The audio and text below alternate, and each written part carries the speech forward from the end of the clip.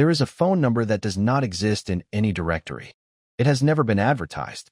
It is not listed anywhere. You cannot look it up. The only way to get it is if someone who has already needed it, trusts you enough to pass it along. And when something goes badly wrong, not regular badly wrong, but career-ending, freedom-threatening, potentially someone is dead badly wrong, that is the number you call. A man picks up. He doesn't say his name. He just says, "Where are you?" Not a question, a statement. He writes down the address. He hangs up, and he arrives before the police do. Every single time. His name was Eddie Mannix. And for 30 years, between 1924 and 1962, he was the most powerful person in Hollywood. You have never heard of him. That was the whole point. To understand Eddie Mannix, you need to understand what MGM was. In the 1930s and 40s, MGM, Metro-Goldwyn-Mayer, was not just a film studio. It was a machine. The most profitable entertainment company on earth. It had more stars than there are in heaven. That was their actual slogan, and it was basically true. Clark Gable, Joan Crawford, Jean Harlow, Judy Garland, Greta Garbo, Lana Turner. MGM owned them. Not metaphorically. Their contracts gave the studio control over their image, their hair color, their public statements, who they were allowed to be seen with. These people were worth tens of millions of dollars to MGM. Not because of their talent, because of their image. Which meant that image was the most valuable thing the studio owned.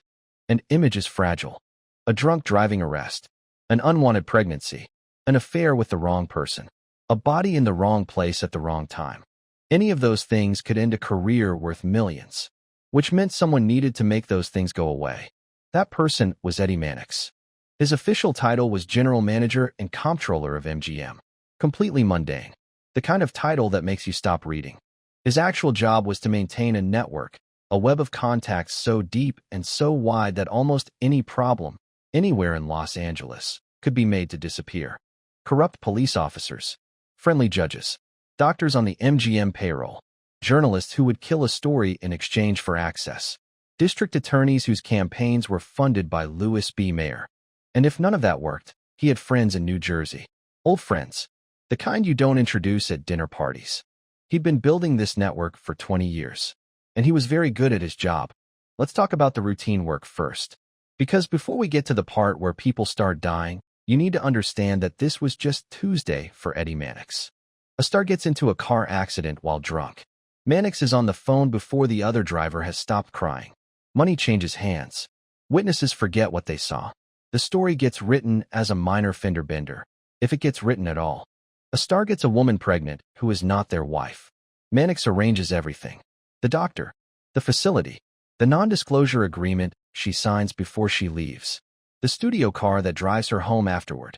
A star is caught in a relationship that the public would find unacceptable, whether that's with the wrong gender, the wrong race, the wrong marital status. Mannix doesn't judge. He solves. Planted stories in the press. Manufactured romances with approved partners. Entire fictional lives constructed to protect the real ones. Greta Garbo's relationships with women, buried. The affairs of half a dozen A-list actors, managed. Scandals that today would dominate every news cycle for months, erased before they ever became public. This was the regular work. The stuff that didn't even register. But then there was the other stuff. September 5th, 1932. Labor Day. A butler opens the door of a Beverly Hills mansion and finds his employer on the floor. Paul Byrne, MGM producer, husband of Jean Harlow, the biggest star in Hollywood, is dead from a gunshot wound to the head. He is lying naked in front of a mirror. There is a handwritten note on the table. The butler's first call is not to the police. It is to Jean Harlow's mother, who calls Howard Strickling, Mannix's partner at MGM, who calls Mannix, who calls Louis B. Mayer himself. They are all at the house within the hour. No police, no coroner, just studio executives moving through a death scene, deciding what this is going to mean. They are there for 2 hours before law enforcement is called. 2 hours is a long time at a crime scene. Long enough to decide that the undated, untested, unauthenticated note is a suicide note. Long enough to establish a narrative about a physical handicap, an embarrassing, private reason a man might take his own life. Long enough for that story to be the only story that exists by the time the LAPD walks through the door. No fingerprints are lifted from the weapon. No trajectory is mapped from the mirror. The note is never dated, never forensically tested. The glasses by the pool, 2 glasses suggesting a visitor, are never explained. Officially, suicide. Case closed. Many researchers believe Paul Byrne was murdered by a former lover who fled that same night and was found dead 2 days later, an apparent suicide of her own. Mannix knew. He had to have known. The studio knew. Nobody was ever charged. Nobody was ever asked. Jean Harlow's career continued without interruption. Clark Gable was MGM's biggest male star. He was also, apparently, a full-time problem. In 1934, Gable, then 34 years old and married, was filming The Call of the Wild with 20-year-old actress Loretta Young. She became pregnant. This was not a love story. By most accounts, it was not a consensual encounter at all. Mannix's solution was extraordinary. Loretta Young disappeared from public life for several months. When she returned, she announced that she had adopted a baby girl, a child with unusually large ears, Gable's ears, that Young would make the little girl wear hats to hide for years. She had adopted her own child, the child Clark Gable had fathered. Mannix had arranged the whole thing, the seclusion, the birth, the paperwork, the fictional adoption, the cover story. Gable's name never appeared anywhere near it. The secret held for 63 years. And there was more. In 1933, Gable allegedly struck a woman with his car and killed her. According to one account, another man, a film director, was pressured to take the blame. His career quietly ended. Gable's went on to Gone with the Wind 2 years later. The Academy Award. The biggest film of all time. Mannix was the reason Clark Gable got to be Clark Gable. May 5, 1937. MGM is throwing a party for its salesmen. An annual convention. A reward for a good year. More than 100 young women, dancers, extras, aspiring actresses, are hired for the evening. They are told they'll be working on a film. They are not told it is a stag party. They are not told the open bar is stocked with 500 cases of scotch and champagne for 300 men. One of those women is Patricia Douglas, 20 years old, a dancer, a teetotaler.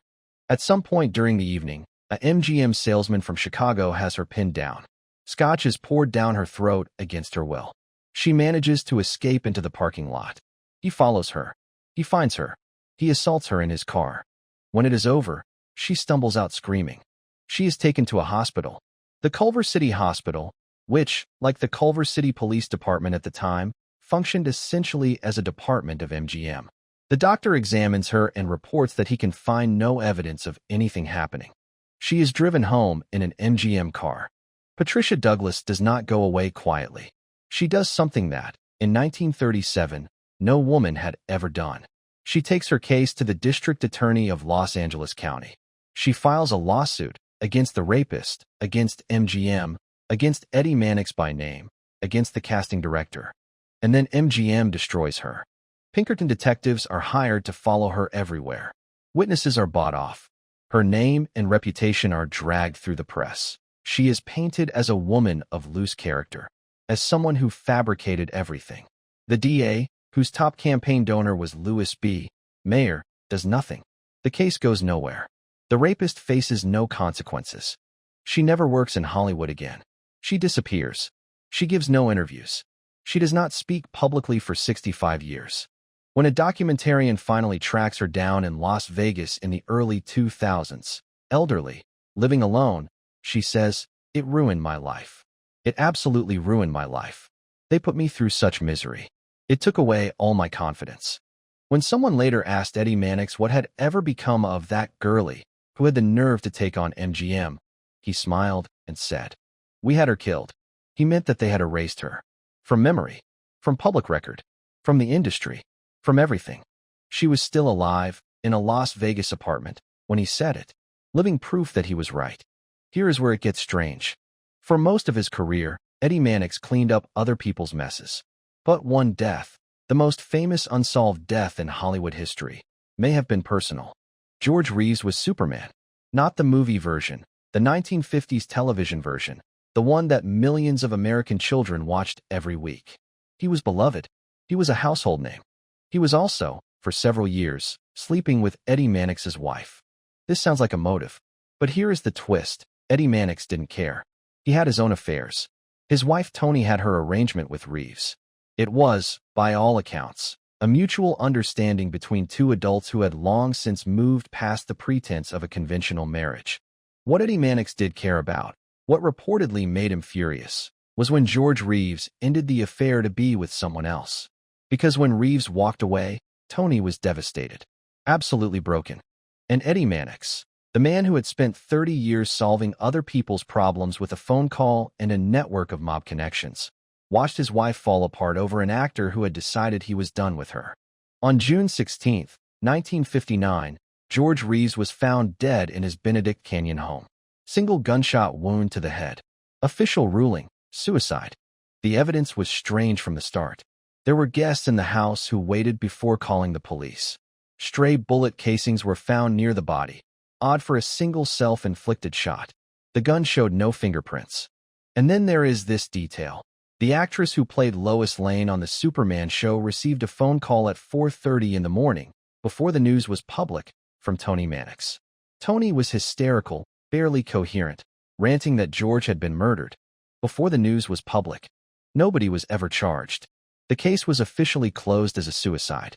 George Reeves, Superman, left his entire estate not to his fiancée, but to Toni Mannix. He had never changed his will. Eddie Mannix died 4 years later, in his bed, of natural causes. Age 73. Eddie Mannix worked at MGM from 1924 to 1962. 38 years. He was there for the entire golden age of Hollywood. He watched it begin, and he watched it end. In those 38 years, he covered up car accidents, pregnancies, affairs, abortions, rapes, and at least 2 deaths. He built a network that reached into every corner of Los Angeles. The police, the press, the courts, the hospitals, the mob. He was never arrested, never charged, never publicly named in connection with any of the things we've discussed today, not in his lifetime, not once. The people he protected went on to become legends. Clark Gable, Joan Crawford, Jean Harlow. Their faces are on movie posters. Their names are in history books. There are stars with their names on the Hollywood Walk of Fame. Patricia Douglas lived alone in Las Vegas until she was 86 years old. She never got an apology. She never got justice. She died in 2003, the same year her story was finally made public in Vanity Fair, 66 years after it happened. George Reeves' case is officially closed. Superman died of a self-inflicted gunshot wound. That is what the record says. That is what it will always say. Eddie Mannix's obituary called him a devoted servant of the film industry. The Los Angeles Times ran a small notice. MGM put out a statement. Nobody mentioned the phone number. There are people doing this job right now. In every industry where image is more valuable than truth. You just don't know their names. That's the whole point.